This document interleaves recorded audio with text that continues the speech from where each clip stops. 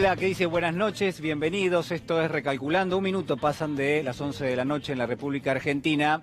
Y quiero arrancar el programa diciéndole que la Argentina está obviamente en una situación muy singular, muy impar.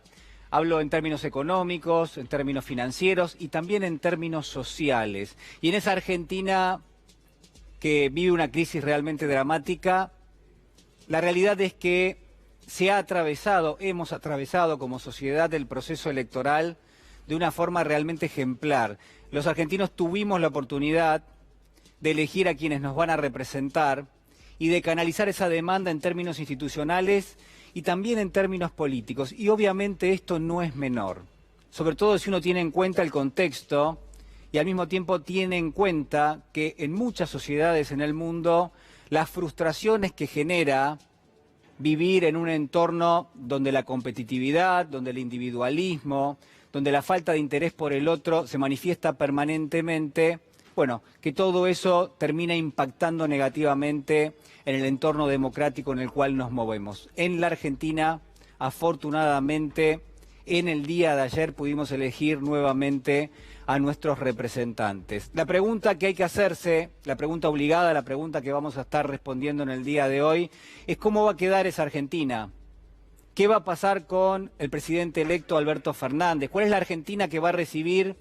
Y mire, si bien es un escenario sumamente complejo, yo lo que quiero proponerles es que pensemos en 3 o 4 elementos que sin ninguna duda van a conformar una nueva realidad. Y dentro de esos elementos, claramente las demandas sociales van a tener un rol protagónico. Las urgencias hoy hablan del hambre, hablan de la erosión del salario, hablan de la incapacidad de jubilados, pensionados, personas que reciben asignaciones sociales en la Argentina, de comprar sus medicamentos, de comprar los alimentos, de atender a los consumos básicos que quiere realizar cualquier familia en nuestro país, pagar las tarifas, por ejemplo.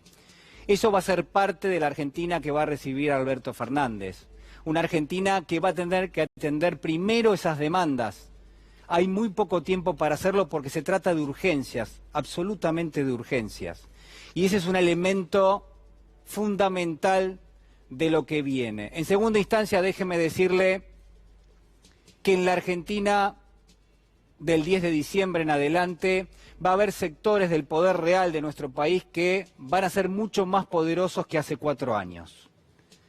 Que a lo largo de estos últimos 4 años ha habido una transferencia de riqueza muy importante de su bolsillo y de mi bolsillo a las ganancias que han tenido estas compañías, muchas de ellas vinculadas al poder, muchas de ellas vinculadas al sector de las tarifas, de la energía, y que todos esos sectores, todas esas empresas, son actores que juegan un rol importante en cualquier economía. Son quienes van a dirigir en gran medida, o en todo caso van a tratar de dirigir las políticas del gobierno. Van a pedir, por supuesto, van a tratar de hacer poder real, llevar a cabo un lobby, llevar a cabo negociaciones, ponerse en contacto con distintos medios de comunicación para canalizar su mensaje. Todo eso va a estar en la Argentina, pero lo que quiero que piense es esto: no es lo mismo cada una de estas empresas, cada uno de estos poderes reales de la Argentina,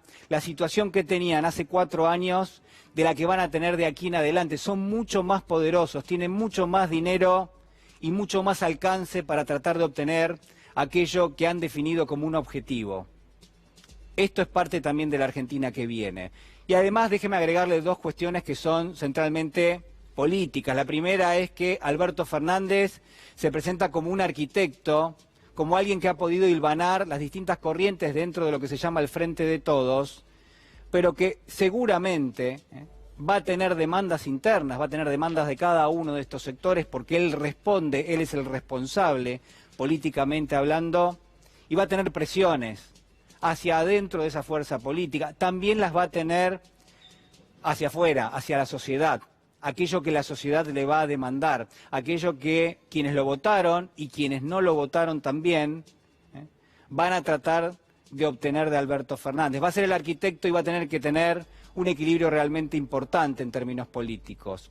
Quizás el último elemento, hay muchísimos, mire, la verdad que hay muchísimos, pero el último que quiero mencionarle antes de empezar con nuestro programa es el que ha dejado el presidente Macri, un presidente Macri que ha redoblado la apuesta, que es cierto que ha conseguido mayor número de votos que lo que había registrado en las PASO, pero que para tratar de obtener ese resultado ha puesto en juego un discurso que tiene que ver con el odio en la Argentina, un discurso que tiene que ver con la polarización, con volvernos más intransigentes, por lo menos de un sector de la sociedad. Se ha vendido prácticamente la campaña del miedo, la campaña del terror, se ha dicho cualquier cosa de quienes hoy son gobierno electo. Esto está en los mensajes de WhatsApp, usted puede consultarlo en las redes sociales. La campaña ha girado en torno al odio y ese discurso del odio ha sido legitimado no solamente por un sector de la sociedad, sino también por los medios de comunicación.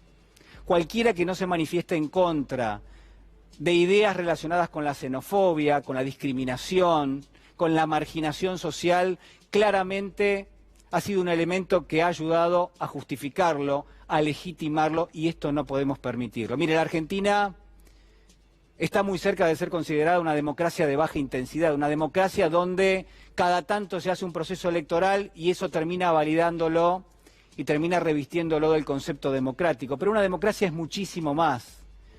Una democracia tiene que tener hacia adentro, en su dinámica, derechos y deberes, y sobre todo tiene que tener políticas públicas que atiendan al bienestar común. Mucho de esto ha faltado en la Argentina y sin ninguna duda es una tarea pendiente que esperemos que el Frente de Todos lleve a cabo. Esperemos que así sea. Acompáñeme porque ya está con nosotros nuestros invitados. Una mesa de lujo hoy para analizar la realidad del resultado electoral. Está Agustín Rossi con nosotros, diputado, muchísimas gracias por estar con nosotros. Muchas gracias por la invitación. El señor Carlos Heller también, y está Leandro Santoro, perdón. Bueno, a ver, es una noche, yo digo, importante porque tenemos un resultado electoral y a partir de ahora se dibuja un mapa político, pero también hacia, digo, una parte importante de la sociedad hay que empezar a presentar algún tipo de planificación, propuestas, respuestas, es lo que está buscando en este momento parte del electorado que en el día de ayer se manifestó. Agustín Rossi. Sí, a mí me parece que lo primero que hay que hacer es significar el resultado electoral de ayer, ¿no? Y para significarlo hay que compararlo fundamentalmente con el 2015. Y en el 2015 el presidente Macri ganó las elecciones necesitando ir a una segunda vuelta. En la primera vuelta había perdido por 4 puntos o 3 puntos, 37-34. Y ganó en segunda vuelta solamente por 3 puntos, ¿no? En esta oportunidad, nuestro candidato Alberto Fernández, y compartiendo la fórmula con Cristina, obtiene el 48% en la primera vuelta, saca una diferencia de 8 puntos, y es un resultado muy contundente, ¿no? Algunos hablan de los 40 puntos del presidente Macri. Yo quiero recordar que en el año 89... cuando fue la elección Angelos Menem, sí, con ya el gobierno de Alfonsín, en una crisis económica importante, digo para tener un solo dato, enero, febrero, marzo de ese año, la inflación estaba en 2 dígitos mensual, 10-11% mensual, sacó el 38% y hubo un tercero que fue Álvaro Alzogaray que sacó el 12%. Entonces, el resultado electoral que obtenemos nosotros es un resultado electoral más que claro y más que contundente, que hay que realzarlo desde todo punto de vista. ¿Qué va a pasar con el Congreso, teniendo en cuenta que el Congreso de la Argentina hoy tiene una situación no de bicoalicionismo, digamos, ¿no? Porque son 2 coaliciones importantes las que acumulan el 90% sí, de los votantes en las elecciones del domingo pasado, del día de ayer. Y el Congreso va a reflejar eso, va a reflejar 2 bloques importantes, que somos nosotros y obviamente Cambiemos, y van a desaparecer lo que fueron las terceras expresiones, por sí, decirlo de alguna manera, que tuvieron un protagonismo más importante durante estos últimos 4 años. Nosotros, con aliados, vamos a estar cerca del quórum propio, pero Cambiemos también va a tener un número importante de legisladores. Bueno, vamos a estar analizando obviamente el escenario electoral, lo que ha dejado, cuáles son las demandas de la sociedad en este contexto, qué va a pasar con el Congreso. Vamos a hacer un resumen de lo que fueron las últimas horas después de las elecciones, el día después, de esta manera. Quiero felicitar al presidente electo Alberto Fernández, acabo de hablar con él por la gran elección que han hecho. Lo invité mañana a desayunar a la Rosada porque tiene que empezar un periodo de transición. Lo que le vamos a pedir a la actual gobernadora es que se ocupe en este tiempo de transición de intentar resolver varios de los problemas nuevos que se han creado. Lo hablábamos con los intendentes, hay una deficiencia enorme en el terreno de la infraestructura escolar, se ha dejado caer muchísimo la infraestructura escolar. Había una competencia electoral y había un diálogo fluido, pero en el marco de la informalidad. Ahora es más orgánica, entonces ahí tenemos que esperar que el presidente electo designe formalmente a eso cuando él desee a esos interlocutores para poder continuar, pero bueno, será en los próximos días. El directorio del Banco Central se reunió ayer después de las elecciones y luego de analizar distintos escenarios decidió tomar las medidas adicionales ya anunciadas anoche para proteger las reservas internacionales y permitir al nuevo gobierno contar con más grados de libertad para la implementación de sus políticas económicas. Un super cepo. Es concentrado lo que no hicieron desde el 12 de agosto hasta acá, ahora con todo, porque con todo el rigor se especificó esto, que va a haber un tope de $200 para la compra a través de home banking o a través de ventanillas desde una cuenta corriente, una caja de ahorro en el banco, o de $100 en caso de que se haga en efectivo en la ventanilla sin tener una cuenta en ese banco. Bueno, por supuesto fue una jornada bastante compleja en los términos en los cuales se preveía, ¿no? ¿Por qué? Bueno, porque, y esto fue algo bastante sintomático, en el día de hoy, a las 0:15, habíamos terminado la transmisión del proceso electoral y el Banco Central, cuyo directorio estaba reunido, bueno, emitía una comunicación que hoy tomó estado público y que de alguna manera volvía mucho más riguroso el control de capitales. El control de capitales que uno dice, bueno, ¿era necesario realmente esta medida? Uno se puede preguntarse. Carlos Heller. ¿Qué tal? Buenas noches. Buenas noches. Yo diría, lo primero que queda claro es que ellos también saben lo que hay que hacer cuando hay que administrar algo escaso, que es recurrir a las regulaciones, algo que no quisieron hacer por su ideología y por su enfoque desde el primer día. El problema no es lo que pasó desde el 12 de agosto en adelante. El problema es lo que pasó desde el 10 de diciembre del 2015 en adelante, que ha permitido una fuga enorme, ¿cuántos son? 80 y tantos mil millones de dólares, que perfectamente se podían haber administrado de una manera muchísimo más racional. Porque esta cuestión que establecieron desde el primer momento, de que cada uno hace lo que quiere con su plata y entonces se la puede llevar libremente sin ningún tipo de regulación ni restricción, que los exportadores podían o no liquidar las exportaciones si querían, etcétera, convierte a la situación en inmanejable. Cuando llegaron al punto límite, tienen que tomar medidas como esta, que es extrema, digamos, prácticamente cerrando la posibilidad de la compra de dólares para ahorrar, digamos, para llamarlo de alguna manera. Y está bien, porque la medida que tomaron antes, el 1 de septiembre... El primer control de capitales. El primer control de capitales que establecieron, ya marcó una cuestión, porque ese día Sandleris mismo dijo, tomamos esta medida para evitar males mayores. Primera cuestión, estaba reconociendo que había daños y que había que tomar medidas para evitar daños mayores. Así que la política que ellos habían implementado era la que producía esos daños. Tomaron medidas sin convicción y además dejaron una brecha muy grande, que es esto de los $10.000, que quiero aclarar un detalle, pues son $10.000 por mes, pero hemos visto, yo le puedo decir, que hay gente que con $1.000 compró $10.000 en el mes, fue 10 veces a comprar. Compró 1.000, se fue a la cueva, los vendió, se quedó con la diferencia. Había un circuito creado en torno a eso. Porque si no, ¿quién alimenta al mercado paralelo, al mercado ilegal, a eso que glamorosamente llaman blue, para hacerlo quedar más simpático, pero que es en realidad el mercado ilegal de divisas, que tiene que tener una alimentación?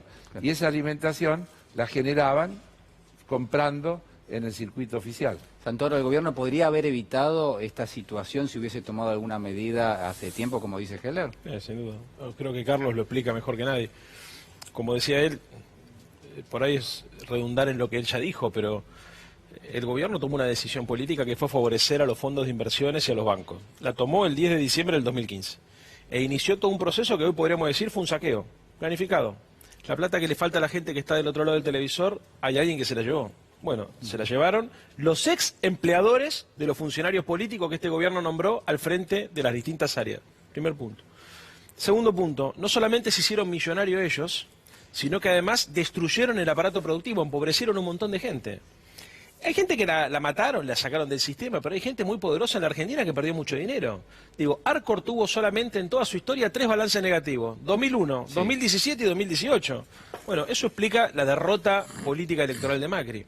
El tema es qué tenemos que hacer de acá para adelante, porque la gente me parece que ya está cansada de la sobrediagnosticación, digamos, ¿no? de los temas. Acá lo que hay que poner es la economía al servicio de un proyecto de país, no el país al servicio de un modelo económico. Digamos, hay que invertir los roles. La política tiene que volver a conducir la economía y me parece que es clave que la visión del país que nosotros tengamos que desarrollar hacia adelante tenga consenso social. Por eso se necesita un pacto social que, además de acordar precios y salarios, determine un régimen social de acumulación económica, cómo vamos a acumular y cómo vamos a distribuir ese excedente. Esa es la clave de la gobernabilidad para evitar caer en una situación similar a la que están pasando lamentablemente nuestros hermanos chilenos. Rosy, ¿se puede hacer eso? Es decir, ¿se puede llevar a cabo eso con las demandas que existen y que yo recién marcaba en el comienzo del programa, con el hambre que existe en la Argentina, con la erosión de los salarios, sobre todo de amplios sectores de la población? Pero no son cosas incompatibles, sino que por el contrario. Lo que nosotros necesitamos es recomponer los ingresos de los argentinos, pero recomponer los ingresos de los argentinos necesitamos ese pacto social para que esa recomposición de los ingresos no sea solamente ficticia o nominal. Entonces, hay que hacer un acuerdo en la coyuntura de precios y salarios para darle un horizonte de estabilidad a la economía, pero nosotros necesitamos reactivar la economía argentina, y reactivar una economía que el 75% de su PBI se explica por el mercado interno, necesita consumo. Para necesitar consumo hay que recomponer los ingresos de los argentinos, y bueno, me parece que este va a ser el desafío claramente. Lo que no podemos hacer es recomponer los ingresos de los argentinos para que esos ingresos de los argentinos generen mayor espiral inflacionaria, que yo creo que en realidad no van a generar absolutamente nada de eso, porque si estamos pensando en lo que dijo nuestro candidato a presidente, Alberto Fernández, que había que recomponer los ingresos de los jubilados, por ejemplo, 20% antes de la devaluación pospaso, la realidad es que cuando uno toma los ingresos de la seguridad social, son ingresos que se distribuyen en muchas manos. Digamos, son jubilaciones, pensiones, asignaciones familiares, asignación universal por hijo, son ingresos que se distribuyen en muchas manos, entonces hay menos posibilidad de que esos ingresos sean consumidos por aumento de precios, sino que en realidad tengan el impacto que todos buscamos, que se generen mayor demanda, mayor producción y mayor oferta y mayor oferta de bienes y servicios. Ahora, en ese marco hay que tener un pacto para que esto suceda de esta manera, porque nosotros necesitamos el esfuerzo que vamos a hacer, no puede, para decirlo claramente, si nosotros recomponemos ingresos a los argentinos, lo que recompongamos de ingresos, lo que ganen, los que justamente se les reconozca a todos los argentinos, no pueden perderse en la góndola. Esto es así. Entonces, para eso necesitamos un pacto y un horizonte de un pacto económico, social en la Argentina, que tiene que ver con la coyuntura, pero que después hay que mirarlo en términos estratégicos. Y en términos estratégicos es definir, bueno, cuáles son los sectores de la economía que van a traccionar de la economía, cuáles son los vectores que van a traccionar. Bueno, la industria petrolera va a ser uno de los vectores. ¿Cuál más? La industria ferroviaria, no sé, digo, hay que definir una política que traccione claramente, que sepamos cuánto vamos a crecer en los próximos años. Y otra de las cosas que hay que hacer es que bajar el peso de la finanza. El peso de lo financiero es criminal en una tasa del 80%. Hay que decirlo con realidad, porque esa tasa del 80% no solamente la sufre el pequeño y mediano empresario y demás, la sufren todos los argentinos, porque vos vas a refinanciar tu tarjeta de crédito, la tasa de referencia es el 80%. Vas a pedir un crédito en una mutual para pagar los servicios, cosa que le pasa a muchísimos argentinos, la tasa de referencia es esa. Entonces, claramente, también hay que buscar ese escenario que yo... La realidad es que tampoco entiendo mucho, porque el gobierno, ahí Carlos explicaba perfectamente lo que significan las regulaciones. Ahora, ¿por qué seguir teniendo tasas de intereses altas? Sí. Porque en teoría tenemos tasas de interés altas, ¿para qué? Para que lo que está en la LELIQ no se vaya a dólares. Ahora no se pueden ir a dólares. Carlos. Sí, está bien, y continuando con lo que dice Agustín. El acuerdo social, que es imprescindible, tiene que plasmarse luego en leyes y en regulaciones concretas. No puede ser una expresión de buena voluntad donde digamos que queremos determinadas cosas. O sea que el Congreso tendría que ocuparse también de eso. Desde luego, pero desde luego con proyectos concretos. Porque si no se expresan esas regulaciones, cuando uno dice recomponer el salario de la gente o el valor de las jubilaciones, hay que medirlo en litros de leche, kilo de pan, kilo de carne, porque no en pesos. Entonces, si vos no estableces una relación que con esos ingresos podés comprar más cosas, no salimos nunca de esta cuestión. Cualquier análisis serio que se haga indica que los salarios registrados, los otros deben ser mucho peor, perdieron 20% como mínimo de poder adquisitivo en estos 4 años. 20% como mínimo. A eso habría que agregarle que tenemos un Producto Bruto Per cápita que va a estar 9 y pico por ciento por debajo del que había en el 2015, claro. Es decir, que ese es el otro problema. Y también hay que decir, hoy estábamos mirando unos numeritos, que para el 2020, para que salgamos en cero, habría que crecer entre el cuarto trimestre de este año y el cuarto trimestre del año que viene casi el 2% para que dé cero, por el tema del arrastre, para fijarte el esfuerzo que hay por delante y que tendremos que poner en práctica. Estoy absolutamente de acuerdo que hay que desfinanciarizar la economía. Este no es un problema argentino, es un problema global. La financiarización es el esquema que el capitalismo global instaló para generar el brutal mecanismo de transferencia de recursos desde los muchos que cada vez tienen menos a esos pocos que cada vez tienen más. Acaba de aparecer la información del Credit Suisse. Sí. El 50% de la riqueza del mundo en manos del 1% de la población.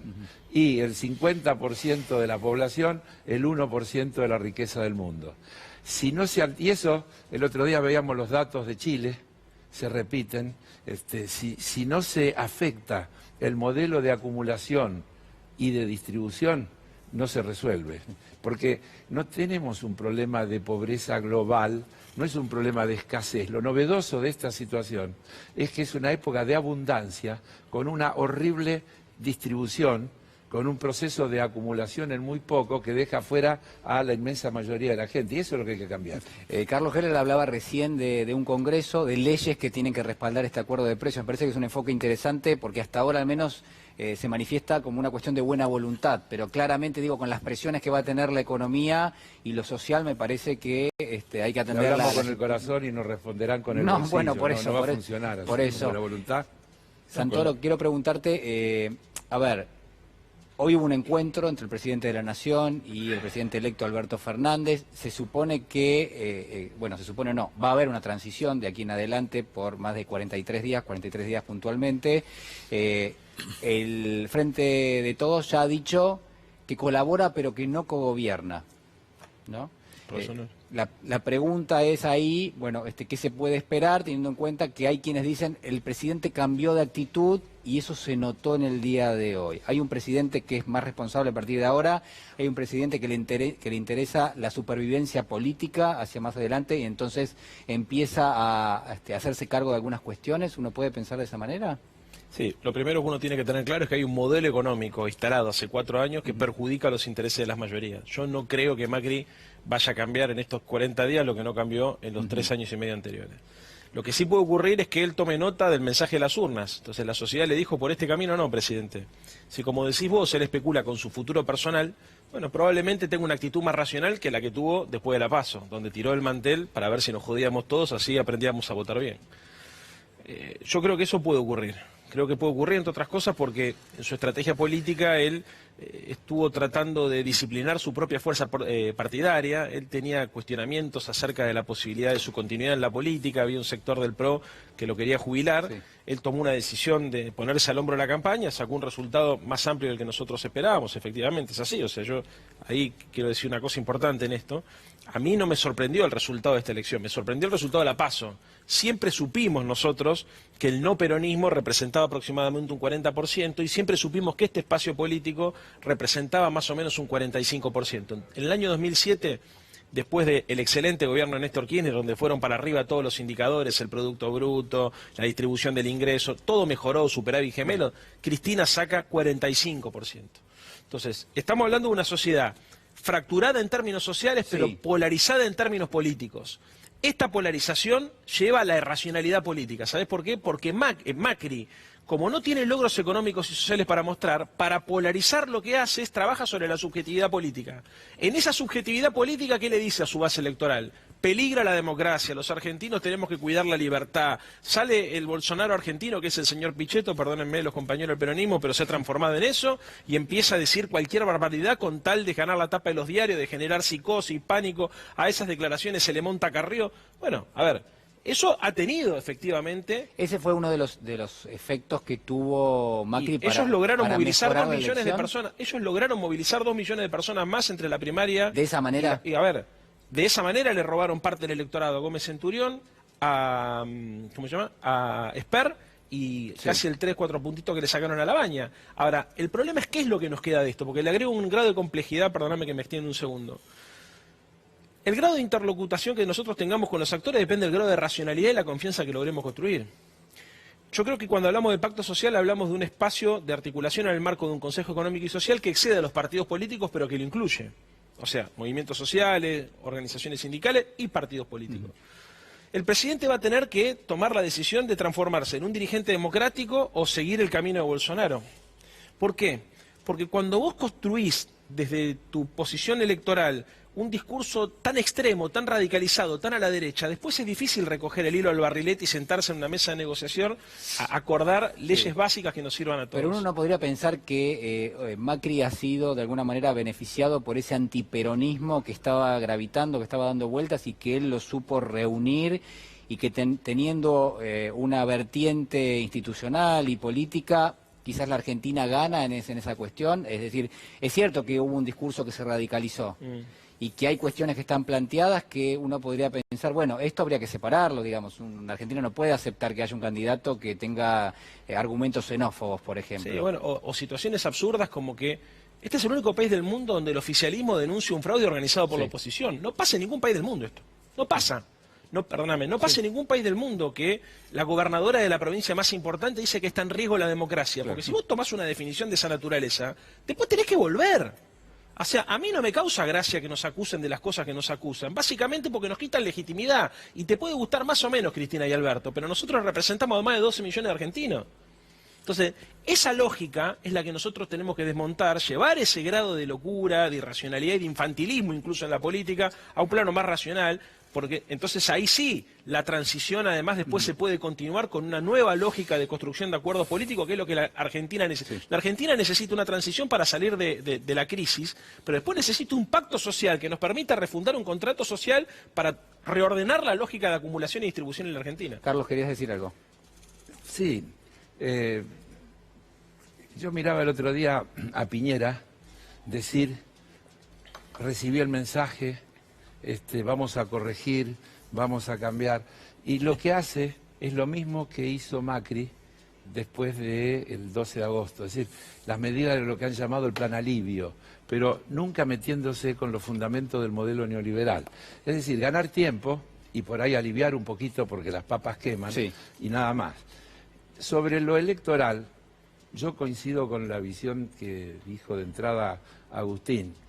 Yo creo que hay una sobrevaloración de ese 40%, que para mí tiene un efecto segunda vuelta y voto útil. Claro. Vos lo dijiste también. Sí, sí. Es decir, le sacó un poco de votos a Labaña, le sacó un poco de votos a Esper, le sacó un poco de votos a Centurión y fue un poco más de gente a votar. Pero en definitiva, es en la primera vuelta, y en la primera vuelta 8 puntos de diferencia como conquistó el Frente de Todos, es una diferencia que no creo que tenga muchos precedentes, 48 y pico, 48 y medio, que cuando lleguemos creo que va a estar más cerca del 50, porque todavía queda ahí un poquito. Vos viste, ayer yo miraba el escrutinio, claro, fue creciendo, como ¿no? Lo que va viniendo es donde más votos saca el Frente de Todos, y va creciendo uno y bajando un poquito el otro. Yo diría, francamente, yo me conformaría con que el gobierno no empeore las cosas de acá al 10 de diciembre y que facilite una transición ordenada, entregándole a quienes van a representar la voluntad popular para los próximos 4 años, lo más pronto posible, la mayor información que permita que los equipos de gobierno que se designen lleguen al 10 de diciembre con las cosas elaboradas para empezar a actuar ese mismo día y no que haya que empezar a tomar conocimiento en ese momento de cuál es la situación verdadera. Entonces, ojalá, y este gesto de ayer de reconocer sin chicana rápidamente que el resultado, felicitar al ganador y llamar y hoy de mañana tener ese diálogo, que es una actitud diferente, bienvenida, hay que reconocerla y valorarla.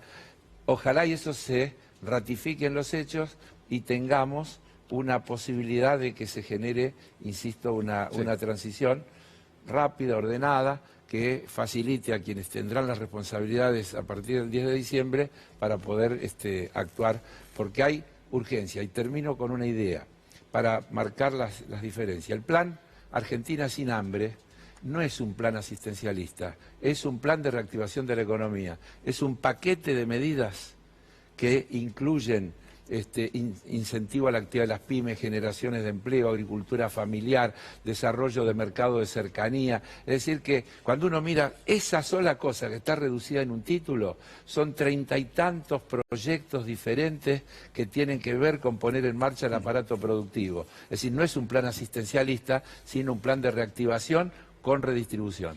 Ayer en los discursos de agradecimiento, uno de esos discursos los dio Cristina Fernández de Kirchner, actual vicepresidenta electa, expresidenta de la Nación, y entre las recomendaciones, entre los mensajes más fuertes, uno fue hacia adentro del Frente de Todos diciendo, bueno, atención con la unidad, ¿no? Preservar la unidad. ¿Se puede hacer un traspaso de este mensaje a lo que puede pasar en el Congreso? ¿Va a ser difícil aunar las distintas fuerzas? Lo que pasa en el Congreso no es independiente de lo que pasa en la política, digamos, ¿no? Esto es así. Me quiero detener en lo que charlábamos en el bloque anterior recién. Me parece que una cosa no quita la otra. Estuvo bien que el presidente Macri haya reconocido ayer el triunfo de Alberto, que lo haya felicitado, y estuvo buena esta primera reunión, digamos, ¿no? Estuvo bien. Parece que son 2 señales halagüeñas para estos 43 días que faltan, que sean lo más ordenado y lo más responsable posible, y que nosotros lleguemos al 10 de diciembre no en una situación de tierra arrasada, que quede algo en pie como para empezar a reconstruir. En segundo lugar, el resultado electoral. Lo que dice Leandro es exactamente así. Yo le agregaría 2 cosas. Hay un componente social también. Y un componente geográfico en la elección. Nosotros, en mi provincia, en la provincia de Santa Fe, terminamos ganando el caudal de votos. Terminamos perdiendo la elección por 1 punto, ¿no? O por menos de 1 punto, pero el voto del Frente de Todos se justifica fundamentalmente por una diferencia de casi 10 puntos que sacamos en Rosario y en los lugares más cercanos, Villa Constitución y San Lorenzo, y perdemos en el interior de la provincia de Santa Fe, en donde tiene mayor peso el sector agropecuario. Entonces, ahí también hay una mirada que hay que tenerla con claridad, porque viene sucediendo eso desde la 125 en adelante. Yo recién le mostraba Alejandro, antes de entrar acá, el mapa, ¿no? el mapa en Santa Fe es que de esta elección es igual que el mapa del balotaje en el 2015. Claro. En los mismos lugares donde ganamos en el 2015 en el balotaje, ganamos ahora en esta elección. Entonces también allí hay un voto que nosotros mismos tenemos que reflexionar. Y lo otro que tenemos que reflexionar, y esto lo digo por experiencia propia, nosotros en el 2017 en Santa Fe en la elección parlamentaria ganamos las PASO por 1 punto. Y después perdimos por 12 puntos las elecciones generales. El nuevo votante, el votante que no va a votar a las PASO y que después va a votar a las elecciones generales, que uno podría presumir que es un votante de mayor lejanía de la política, más escéptico de la política, se siente más representado o más interpretado por otros discursos que no por el discurso nuestro. Y esto también nosotros tenemos que analizarlo claramente, porque nosotros mejoramos por muy poco en volumen de votantes, la cantidad de votos que sacamos en las PASO. Y Macri aumentó muchísimo, se explica una parte por una polarización por una polarización anticipada, y otra parte es porque la mayoría de los nuevos votantes fueron a votar a Mauricio Macri. Entonces allí también me parece que nosotros como espacio político tenemos que hacer una reflexión pensando claramente en el futuro. Yo creo, termino con esto, que estuvo bien lo que hizo el presidente Macri, pero no dejo de leer otros discursos políticos. Y lo que veo es que esta fuerza política que va a pasar en la oposición con el 40% de Macri en las elecciones, ganando la Ciudad Autónoma de Buenos Aires, gobernando Mendoza, Jujuy, Corrientes, teniendo bloques de senadores y bloques de diputados fuertes, va a ser una oposición fuerte. No me imagino que sea una oposición condescendiente con nosotros. Bueno, ahí está, quizás tengan una condescendencia ahora en diciembre, porque lo que nosotros hagamos en diciembre va a ser para enmendar todo el desastre económico que nos dejan. Pero imaginan una oposición Pero sin duda, no tengo dudas, que en marzo van a empezar una campaña de desgaste para con nosotros. Ya empezó. Ya empezó. Ya empezó la campaña. No tengo ninguna duda que van a intentar hacer así, porque supongo, y está claro que también digo que deben estar pensando en ese sentido, y eso lo que están pensando es lo que va a hacer es que el gobierno, yo creo que no va a hacer ninguna tropelía como la que hizo Macri el 12 de agosto, justamente porque si hace alguna tropelía, todo lo que ganó con el 40% lo va a perder antes de iniciar el proceso electoral. Pero me parece que sin duda vamos a tener una oposición que va a ser una oposición virulentamente opositora, es lo que yo pienso. Por ahí en diciembre no pasa eso. Por eso, volviendo a lo inicial y a lo que decía Cristina anoche, mantener el escenario de unidad de la coalición que hemos construido en el Frente de Todos, ampliar la coalición del Frente de Todos, es para mí importantísimo, porque sin ninguna duda va a ser el sustento político, social y parlamentario del gobierno de Alberto Fernández. Bueno, uno de los hechos del día ha sido la reunión entre el presidente Mauricio Macri y el presidente electo Alberto Fernández. Hay trascendidos, ¿no? Obviamente existe cierta consideración del gesto del presidente Macri del lado del Frente de Todos. La reunión fue muy buena, en principio esto es lo que ha trascendido, pero al mismo tiempo lo que se deja entrever es que no hubo definiciones, por lo menos no la que se esperaba, para que se lleven a cabo estas reuniones para tratar de administrar la transición. Hubo poco de esto y se espera que haya algunos contactos en los próximos días. La verdad que por algunas fuentes que he estado consultando, hasta ahora al menos no hay nada definido y no hubo ningún tipo de detalle a propósito de esto que estamos comentando. Después de los discursos en el día de ayer, se dio un festejo bastante importante en el búnker del Frente de Todos. Este es el informe de Lautaro Maislin.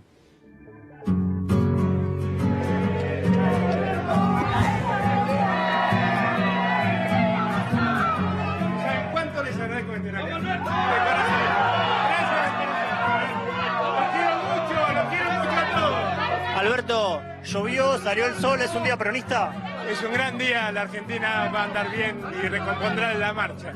Gracias a todos, gracias.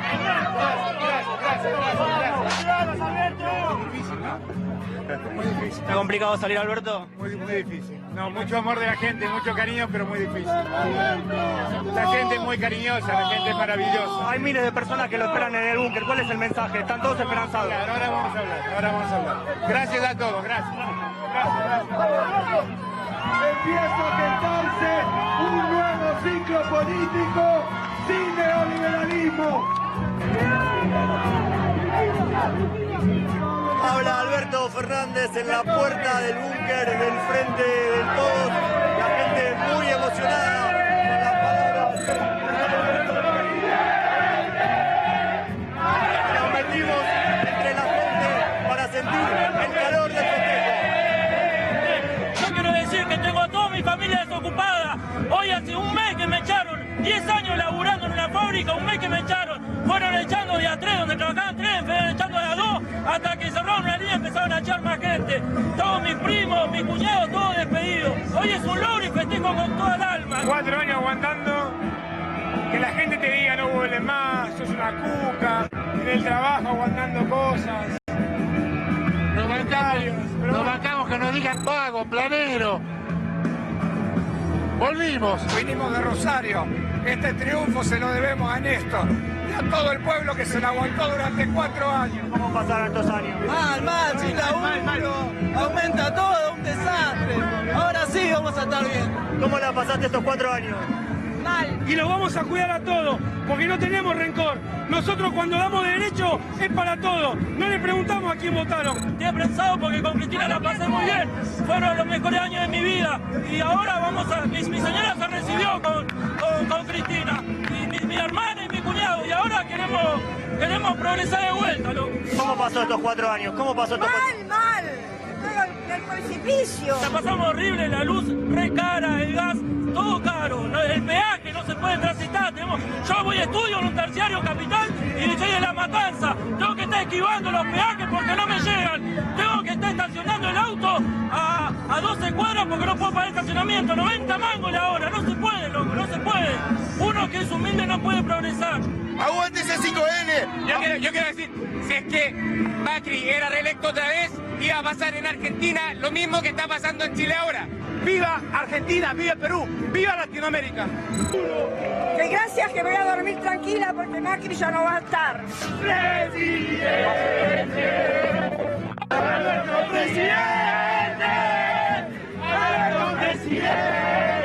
Yo soy jubilada con la mínima. Yo le quiero dedicar esto a Majul y a Leuco Grande y Leucocito. Nada más. Fueron el único canal que durante estos últimos 4 años de desgracia en la Argentina nos dijeron la verdad, fueron democráticos, nunca los vimos con una actitud lastimosa a lo que fue la grieta que tenemos los argentinos. Gracias, compañero, por estar siempre, gracias por la lucha. Gracias por siempre, estoy a jugarse, sea como sea, dando la verdad.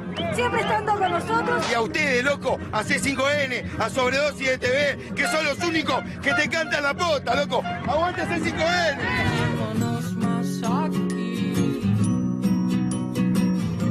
Bueno, ahí estaban los festejos en el frente de todos, en el búnker. Me quedo con una frase que decía una de las personas a las cuales Lautaro le tomaba un testimonio, y es: uno que es humilde no puede progresar. Y creo que hay algo ahí que representa en gran medida lo que siente un sector importante de la sociedad, que es que los consumos básicos, la vida cotidiana, la vida material, se volvió realmente muy, muy compleja de poder afrontar, y que eso traccionaba en sentido inverso a la posibilidad del progreso, ¿no? No sé cómo lo ven ustedes. Sí, yo primero, por ahí está mal lo que voy a hacer, pero a mí una de las cosas que más me conmueven de este espacio político es la composición social que tenemos. El sujeto político que se construyó atrás del kirchnerismo es sin duda lo que más me conmueve. Caminar ayer por las calles y ver a la gente, en general gente joven, además también a todos los clivajes agreguemos el clivaje generacional. No siempre es así porque tenemos gente grande como Carlos, no viejo, dije Carlos, pero grande y sabios como Carlos, pero hay mucha gente joven con mucha esperanza. Sí. Aparte hay mucho pibe también que pudo vivir el contraste entre la década pasada y este gobierno, entre dos modelos de país. Y a mí lo que más me preocupa es no perder la ilusión en la democracia y en la política. porque todos sabemos que el año que viene va a ser un año muy duro. Todos los indicadores, vos sabés perfectamente, Julián, el Banco Central, la OCDE, el Fondo Monetario Internacional, proyectan un 2020 complicado, con caída del Producto Bruto Interno, con alta inflación, con alta tasa de interés. Va a costar mucho salir de la recesión, va a costar mucho redistribuir. No es que vos llegás, apretaste 2 botones, moviste 3 palancas y la economía arrancó. No es así. Lo que va a cambiar de la mañana a la noche es la dirección política y el compromiso de nuestras compañeras y nuestros compañeros que estén al frente del gobierno para defender a la gente como esta que está acá, con el mismo amor con el que Macri defendía a los bancos y a los fondos de inversiones. Eso es lo que va a cambiar de la mañana a la noche. Ahora, hay que tener claro que este es un proceso de recuperación. Macri dejó un país absolutamente endeudado, muy frágil, con el aparato productivo paralizado, entrando en una recesión ya por el segundo, casi tercer año consecutivo, proyectándolo, y esto va a requerir, como decíamos acá, de pacto y de decisión política. Y hay que empezar a iniciar un ciclo. Entonces, yo creo que la política lo que tiene que entender y lo que tiene que asumir es que tenemos que laburar todos los días para que ese modelo de país solidario, soberano e industrial empiece a construirse, digamos, día a día con el esfuerzo de cada uno de nosotros, sabiendo, digamos, que eso es un proceso. No es mágico, no es de la mañana a la noche, y hay que creer en la política y apostar a la política porque es la única forma que vamos a tener los argentinos comunes, como los que estaban recién mirando la gente en el informe de S5N, de poder empoderarnos y dar vuelta a la tortilla. Carlos Heller, ¿cómo imaginás las próximas semanas, los próximos meses en la Argentina? ¿Te acordás que había una canción que decía desalambrando? Yo diría desdolarizando. El gran desafío que tiene la Argentina por delante es desdolarizar su economía, desligar el tema del tipo de cambio de los precios internos, empezando por las tarifas de los servicios públicos y volviendo a recuperar la idea de que los servicios públicos son un derecho. Y si son un derecho, no se pueden regir por la idea de si se puede pagar el precio. El precio tiene que estar al alcance de todos, porque los derechos son tales cuando todos pueden acceder. Cuando solo acceden algunos, cuando el precio determina quién accede y quién no accede, ya no es un derecho, es una mercancía. Yo vengo insistiendo que hay algunas cuestiones que tenemos que volver a recuperar. La idea de que no son mercancías, son derechos. Hay que desdolarizar esta economía, porque si no, estamos en un círculo vicioso. Sí. Sube el precio del dólar, se traslada a los precios. Inmediatamente entonces el dólar quedó atrasado. Entonces no puede ser. Sube el dólar, sube el pan, sube la leche, sube todo. La Argentina tiene que desdolarizar. La Argentina tiene que proteger la producción local de aquellas importaciones que vienen a competir con cosas que acá se hacen. Tenemos la industria láctea en crisis e importamos queso. Es decir, hay cosas de sentido común que... El dumping. Claro, hay cosas de sentido común. Y bueno, y hay que frenar todo lo que es fuga. Hay que desfinanciarizar la economía, en primer lugar cerrando la canilla de lo que se va para afuera. Agosto de este año, yo lo vengo repitiendo, marca en una síntesis lo que es este modelo.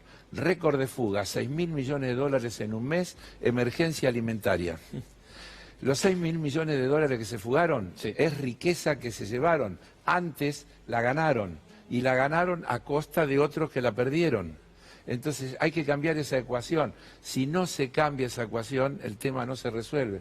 Hay que pensar en impuestos extraordinarios a las grandes riquezas, en un impuesto extraordinario a los bancos que han ganado muchísima plata y que tienen que devolver una parte a través de un tributo concreto. Todas esas cosas tienen que formar parte de un paquete y hay que entender que nunca hay que analizar una variable o una medida, sino que lo que tenemos que analizar es un paquete de medidas que cierren entre sí y que signifiquen un programa de gobierno.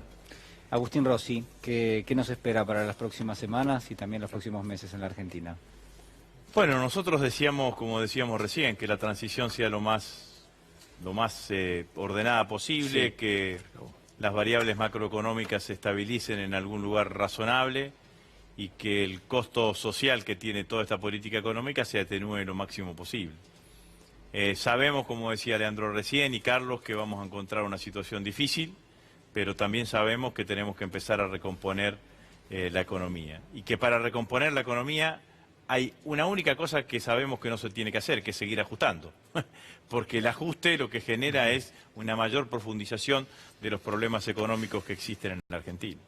Entonces hay que iniciar un sendero de crecimiento económico. Como dice Alberto, hay que encender la economía. Obviamente que encender la economía significa mercado interno, significa mayor volumen de exportaciones. El otro tema que vamos a tener, porque la deuda del 100% del PBI, que representa el 100% del PBI, es en sí mismo un problema, pero el mayor problema que vamos a tener es que no vamos a tener acceso a financiamientos. Claro. Entonces, parafraseando al gran maestro Aldo Ferrer, vamos a tener que vivir con lo nuestro. Entonces, los dólares que va a utilizar la economía argentina van a ser los dólares que produzca la economía argentina.